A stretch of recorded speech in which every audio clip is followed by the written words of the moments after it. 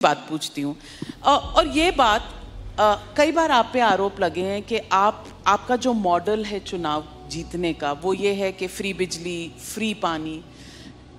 You are somebody who understands numbers. आप Indian revenue service में रहे हैं, नंबर्स आपको पता है, टैक्स कलेक्शन कैसे होती है, टैक्स की रिक्वायरमेंट किन चीज़ों के लिए होती है।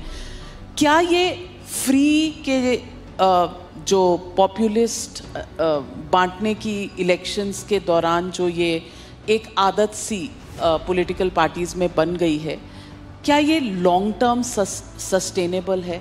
क्या ये गुड पॉलिटिक्स है? बहुत अच्छी पॉलिटिक्स है, सबको करनी चाहिए। मैं आपको बताता हूँ क्यों। इसकी इकोनॉमिक्स भी समझाता हूँ आपको और इसकी पॉलिटिक्स भी समझाता हूँ आपको। सबसे पहली बेसिक बात, इन सारे मंत्रियों को और इन सारे एमएलएज को बिजली फ्री मिलती है। इनको जब बिजली फ्री मिलती है तो उसको फ्री भी नहीं बोलते, और जब जनता को, इनको 4-4 हज़ार यूनिट बिजली फ्री मिलती है महीने की, और मैं जनता को 200 यूनिट फ्री बिजली देता हूं तो इनको सबको तकलीफ होती है। क्यों? अगर इन मंत्रियों को जो फैसिलिटी मिलती है मैं अपनी जनता को देना चाहता हूं तो इनको क्यों तकलीफ होती है? इन सारे मंत्रियों को और एमएलएज और एमपीज़ का सारा इलाज का खर्चा फ्री है। कोई बीमार हो जाए इनके घर का सारा फ्री है। तो अगर मैंने अपने दिल्ली के लोगों का इलाज फ्री कर दिया तो इनको क्यों तकलीफ होती है? जो जो चीज़ें इन मंत्रियों को और इन संतरियों को मिलती है मैं अपने लोगों को देना चाहता हूँ, नंबर 1। दूसरी चीज़, अगर मैं, एक समय था जब मैंने सुना था कि राजनीति के अंदर एक समय था जब फ्री बांटते थे, और फ्री बांटने का पैसा कहाँ से आता था? सरकार लोन लेती थी और लोन लेके उस पैसे से फ्री बांटते थे। That is not good economics. अगर मैं, आपके पास जो पैसा है उस पैसे से, उसमें आपके टैक्स नहीं बढ़ा रहा, टैक्स उतना ही है, मैं घाटे में नहीं। आज दिल्ली सरकार पूरे देश में अकेली सरकार है जो फ़ायदे में चल रही है, घाटे में नहीं चल रही। CAG की रिपोर्ट है 2019 की, उस रिपोर्ट में लिखा है हमारी सरकार बनने के पहले दिल्ली सरकार घाटे में चलती थी। हमारी सरकार बनने से तब से लेके आज तक दिल्ली सरकार अकेली सरकार है पूरे देश के अंदर जो फ़ायदे में चल रही है।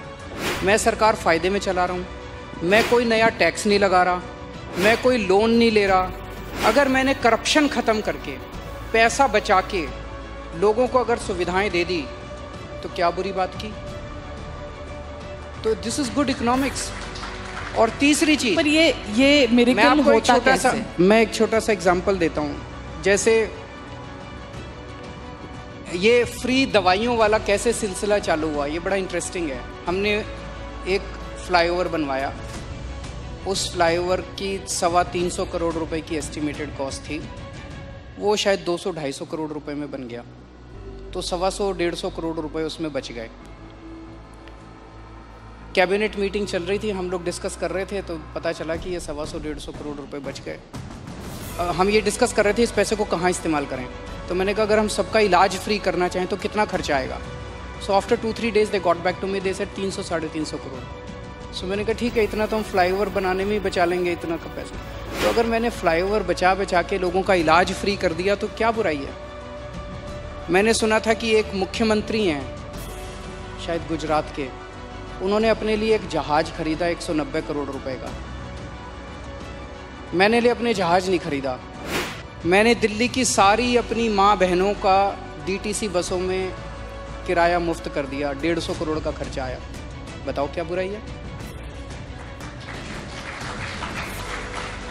So good politics and good economics, ये कर रहे हैं हम लोग। तो आपके पास ये कौन सा ऐसा फॉर्मूला है जिससे आप फ्री में भी देते हैं फिर भी आपकी सरकार जो है वो घाटे में नहीं, फायदे में है? ईमानदारी, सही नियत, बस, और कुछ नहीं है। मैं बहुत छोटा हूँ, मेरा एक्सपीरियंस भी बहुत छोटा है, लेकिन मेरा 5-7 साल का सरकार चलाने का एक्सपीरियंस ये कहता है कि किसी भी सरकार में पैसे की कमी नहीं है। मैं ब्लैंकेट स्टेटमेंट दे रहा हूँ, किसी भी राज्य सरकार में और किसी भी केंद्र सरकार में पैसे की कमी नहीं है, नीयत की कमी है।